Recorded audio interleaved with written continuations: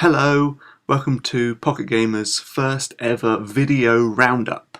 I'm going to show you all the notable iOS games that are coming out this week. This is our first ever try at this, so please give us feedback, tell us what you like, what you don't like, and we'll try again next week. Year Walk is the game to watch this week. It's the latest creation from those mad Swedish indies at Simogo, the guys behind Beat Sneak Bandit and Bumpy Road.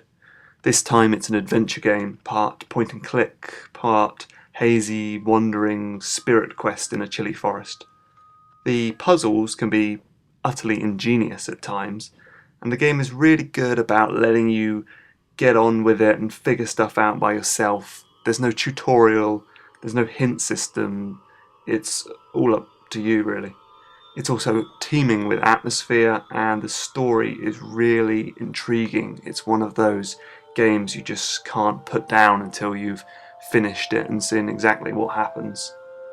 If you liked games like The Room and Sword and Sorcery, or that game Fez on Xbox Live Arcade, this is pretty much an essential purchase.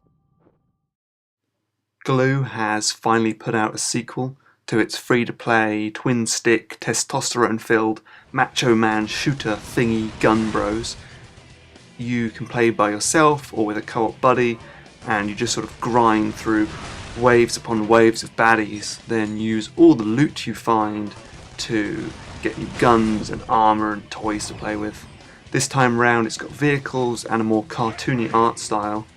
It's pretty fun in that sort of primal, visceral way of just chewing through hundreds of baddies with increasingly massive guns, but Glue does not have the best reputation for this freemium stuff.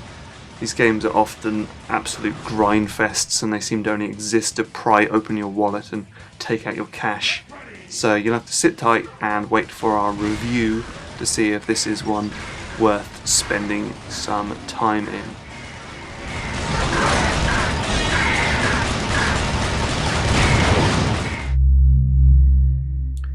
You know, I quite like this new physics puzzler from Chilingo. It's called Saito. You control this little blob guy here, and you can ping him about like an Angry Bird, or maybe that game Tofu. There are loads of cool ideas in this game that make it stand out amongst all the other games of its ilk. You can stick Saito to two surfaces like that, and use him as a slingshot. And there are like anti-gravity bits, and there are enemies. There's loads of cool ideas in this game. My favourite part is how the extra doodads you pick up on each level are not just for show, they tie into the game's story. They're essentially memory fragments for a little amnesiac hero, and they help you piece together the story as you collect them. It's a very nice touch.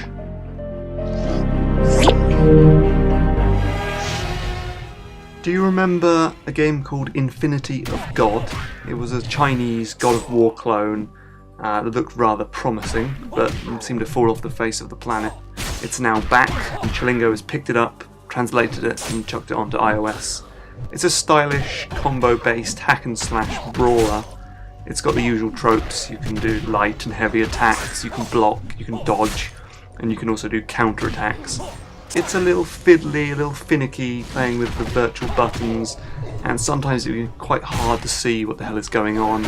You know, it's fun enough. You can obviously use in-app purchases to buy stuff. You can upgrade your character or buy new skins like a sexy lady or a panda or a man in his pants. That's 70p to play as a man in his pants. Deal of the century right there. Spunk Moxie is a terrible name for a video game considering the subject matter. You are a little wad of gunk that sort of zips around this fast-paced Autorunner. The game takes place in these tiny boxed-in maze-like levels, and if you hit a wall you simply ricochet off and start sliding in the other direction. Sometimes it's fun, but other times it's kind of frustrating. You know, if you accidentally fly through a one-way door, you have to go all the way back around, or if you grab an item that's on a timer and you don't make it to your destination in time, you've got to go all the way back. But you know, it's fun, it's cute, it exists, hooray for video games.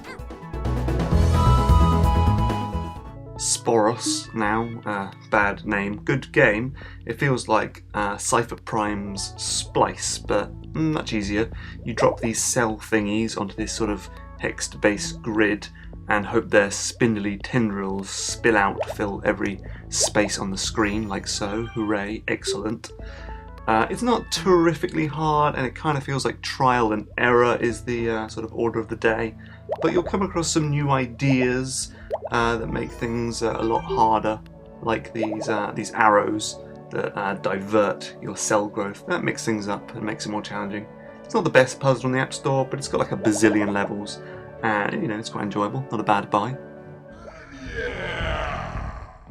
Sometimes a company will just bury a game and won't let the press know that it exists until the very second it comes out, and then you find out why.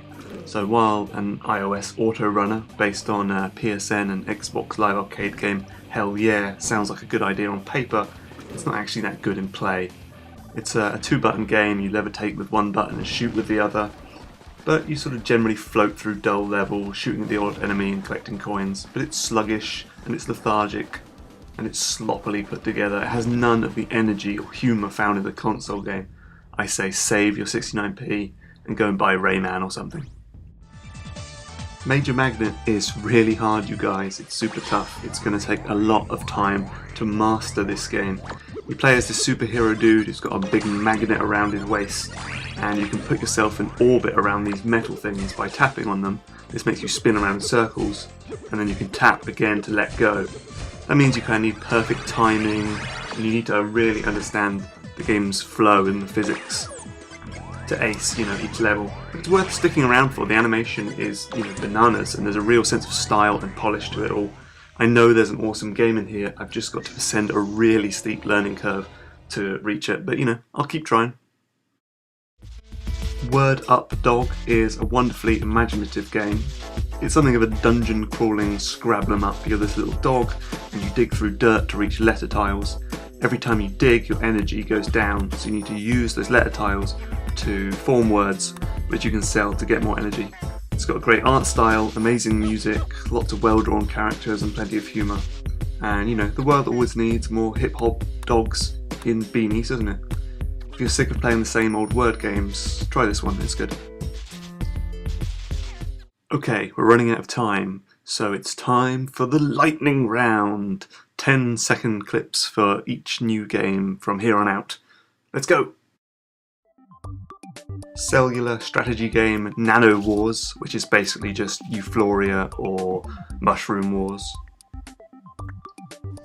Some kind of crappy brawler called Usagi, which is based on a comic and has a rabbit. It's a pretty boring combat system, and the file size is massive. Grudger is an auto-runner, endless runner type thing with a steampunk aesthetic, but the graphics are kind of awful and it's generally pretty sloppy and not much fun. And Turbo Lab Pursuit, which is just kind of joyless and charmless, and I don't really like this game.